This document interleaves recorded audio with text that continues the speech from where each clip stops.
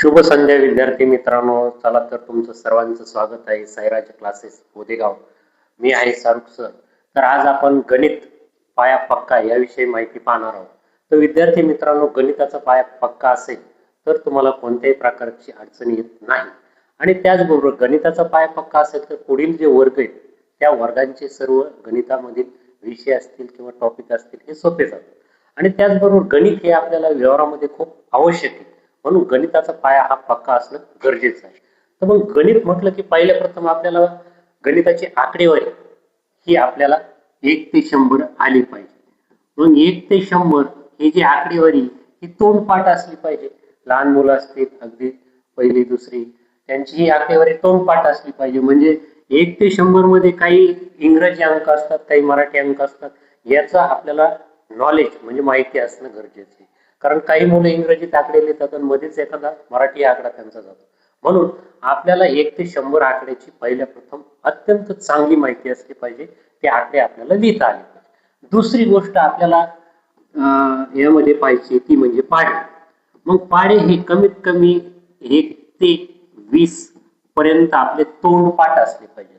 आणि पाढे हे साधे पाठ नसले पाहिजेत की एखादी संख्या सांगितली तर कोणत्या पाढ केली सांगता येत नाही काही विद्यार्थ्यांना. त्यासाठी आपले तोंडपाठ म्हणजे समजा उदाहरणार्थ 65 ही संख्या आहे, तर ही नेमकी कोणत्या पाड्यात येते हे आपल्याला लगेच कळलं पाहिजे. किंवा डायरेक्ट आपल्याला कळलं पाहिजे की 6365 या पाड्यामध्ये ती संख्या आहे. म्हणजे अशा प्रकारचे तोंडपाठ कोणती संख्या कोणत्या पाड्यात आहे हे परफेक्ट जर माहिती असेल तर त्याला आपण पाढे तोंडपाठ आणि चांगले पाढे पाठ आहेत असं म्हणू. त्यानंतर दुसरी गोष्ट याच्या पुढचं आहे की वर्ग संख्या हे आपल्या 1 ते 20 पर्यंत हे वर्ग पाठ असले पाहिजे. आणि 1 ते 20 वर्ग पाठ असतील तर तोही गणिताचा एक भाग आहे. त्यानंतर घन असतील ज्याला आपण क्यूब म्हणतो, हे कमीत कमी 1 ते 10 म्हणजे 1 to 10 इथपर्यंत घन आपले पाठ असले पाहिजे. आणि हे जर पाठ असेल तर आपल्याला गणित सोपं जातं. आता याच्यामध्ये पाढे हे गुणाकारामध्ये त्याचा उपयोग होतो, भागाकारामध्ये उपयोग होतो. तर आता इथं पहिल्या प्रथम आपण बेरीज, वजाबाकी, गुणाकार आणि भागाकार. तर पहा, बेरीजेमध्ये आणि वजाबाकीमध्ये पाढ्यांचा काही आपल्याला उपयोग नसतो. परंतु बेरजेमध्ये समजा 4 अधिक 2 हे जर करायचं असेल तर पहिल्या प्रथम आपण मुलांना शिकवतो की 4 रेषा ओढा आणि परत त्याच्यात 2 मध्ये ऍड, त्यामध्ये 2 ऍड करा आणि सर्व मोजल्यानंतर टोटल आपण 6 म्हणतो. तर बेरजेमध्ये सुद्धा प्रकार आहेत. एक साधी बेरीज आहे, नंतर हाच्याची, त्यानंतर त्याच्यात पॉइंटची आहे, असे वेगवेगळे टॉपिक वाढतात. वजाबाकी म्हटलं की वजाबाकीमध्ये पूर्ण आकड्यांची ही ओळख असणं गरजेचं आहे. मग उदाहरणार्थ काही मोठे आकडे असतील व छोटे आकडे असतील, मोठ्या आकड्यातून छोटी संख्या वजा होती किंवा छोट्या अंकातून मोठा अंक वजा होत नाही, हे त्या विद्यार्थ्यांना माहिती असणं गरजेचं आहे. त्यानंतर याच्यामध्ये सुद्धा हाच्याची वजाबाकी किंवा साधी वजाबाकी असे 2 प्रकार पडतात. त्यानंतर पॉइंटची वजाबाकी असेल.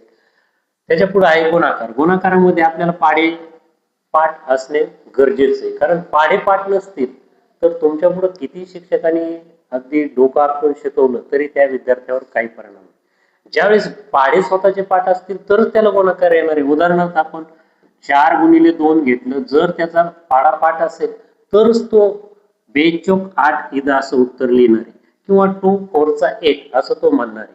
आता काही विद्यार्थ्यांचे मराठीत पाढे पाठ असतात किंवा इंग्रजीमध्ये असतील, तर कोणतेही पाढे अगदी इंग्रजी असो किंवा मराठी ते पाढे पाठ असणं गरजेचं आहे. कारण पाढे पाठ नसतील तर ते आपल्याला जमणार नाही, गुणाकार तो मांडता येणार नाही. भागाकार असेल, त्यानंतर भागाकारामध्ये सुद्धा 8 भागिले जर 4 असेल, पाढापाठ असेल तर 4 दुने 8 तो म्हणणार आहे आणि मग हे त्याला समजणार आहे, मी शिकवलं किंवा कोणत्याही शिक्षकाने.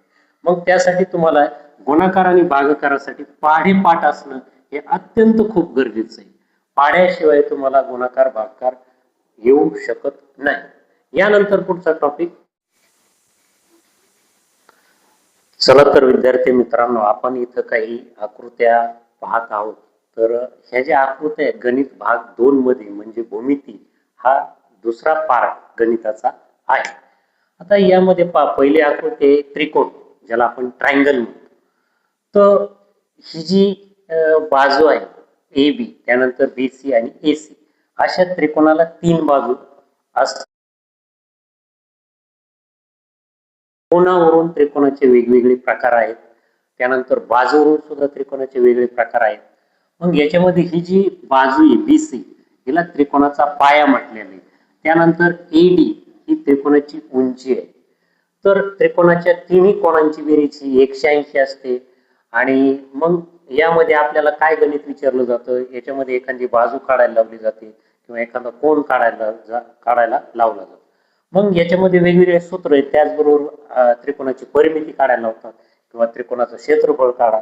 मग त्यासाठी वेगवेगळे सूत्र आहेत आणि ते सूत्र जर आपल्याला माहिती असतील तर आपल्याला त्रिकोणाविषयी कोणतं गणित विचारलं तर हे आपल्याला येणार आहे.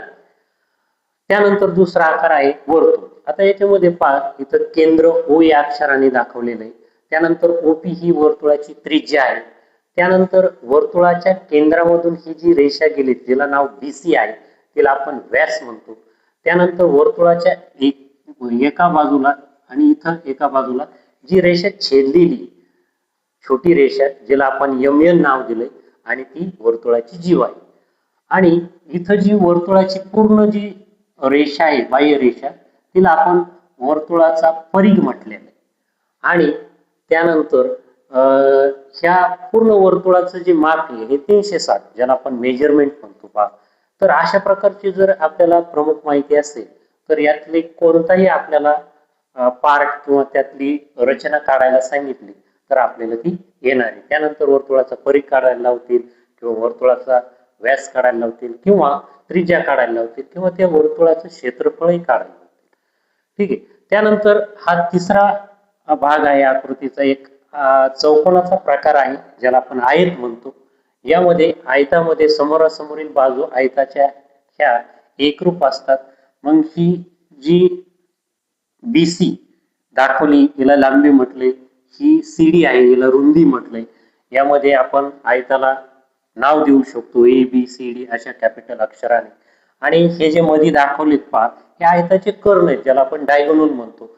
आयताचे कर्ण हे एकमेकास एकरूप असतात. त्यानंतर लांबी ही एल अक्षराने दाखवली तर रुंदी ही बी अक्षराने दाखवली. लांबी ही रुंदीपेक्षा जास्त असते किंवा मोठी असते. आणि यावरून वेगवेगळे गणित तुम्हाला विचारले जातात. मग कोणते विचारले जाऊ शकतात त्याविषयी, त्याची रुंदी काढा म्हणतील किंवा लांबी काढा म्हणतील किंवा त्याची आयताची परिमिती काढा किंवा आयताचे क्षेत्रफळ काढा. मग त्यासाठी वेगवेगळे सूत्र आहेत. ते सूत्र जर पाठ असतील तर आपल्याला या प्रकारचे कोणतेही आकृत्याचा भाग किंवा ते गणित असतील तर ते हे आपल्याला 100% येणार.